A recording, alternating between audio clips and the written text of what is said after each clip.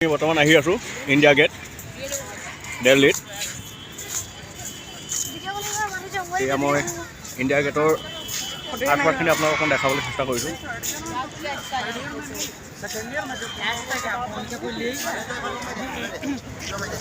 এইখন হৈছে আমাৰ ইণ্ডিয়া গেট, এইটো আমাৰ দিনটো।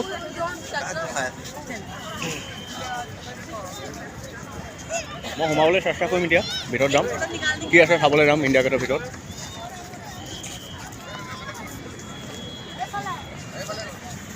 মোক দেখাব আকৌ।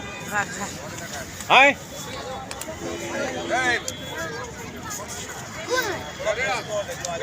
আমাৰ দিনটো ফটো মাৰি দিছোঁ সিহঁতক। এখন এছএমএছ বাছ হৈছে।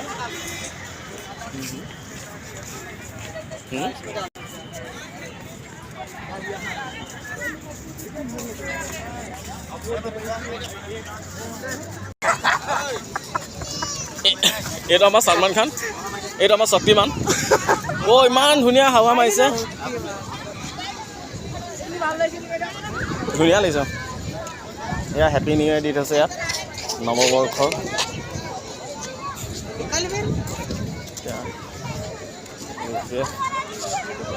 ৰখি আছে মানুহ।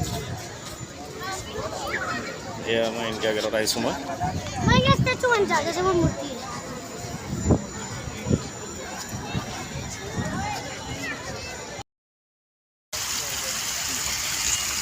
পানী দিয়া আছে, ৰাতিপুৱা লাইট জ্বলি থাকে ইয়াত, ৰাতি খালি সোমাবলৈ নিদিয়ে। ইয়াত যিমান এইবোৰ বাউণ্ডাৰী ৱালবিলাক দেখা পাইছে নহয়, এনেকৈ যিমান এইবিলাক ৱালবিলাক দেখা পাইছে, এইবিলাক ক্ষেত্ৰত দেখা পাইছে। এনেকৈ আছে যে চব আছে ইয়াত, যিমানখিনি আছে গোটেই বাউণ্ডাৰী 4 ৰাউণ্ডটোত চব আছে। বহুত ডাঙৰ বাউণ্ডাৰী হয়।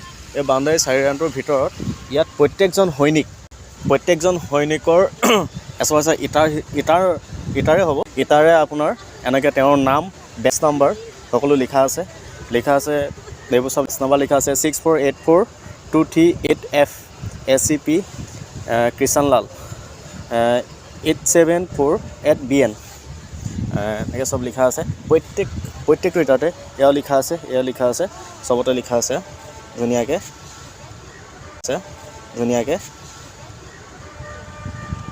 এয়া আমাৰ ৰাষ্ট্ৰীয় সংগীত আপোনাৰ অনবৰত চলি থাকে ইয়াত, জন গণ মন আদি চলি আছে। ধুনীয়া, এটা বহুত ধুনীয়া পৰিৱেশ। যদি কেতিয়াবা আহিব লগা হয় দিল্লীত, যদি কেতিয়াবা আহিব লগা হয় কিবা কামতো, তেতিয়া আহিলে নিশ্চয় লৈছে। এতিয়ালৈ ইণ্ডিয়ান আৰ্মি হয় নেকি? অঁ, কোন দোকান কি হ'লে ক'ত তাত চাবলৈ যাওঁ আমি।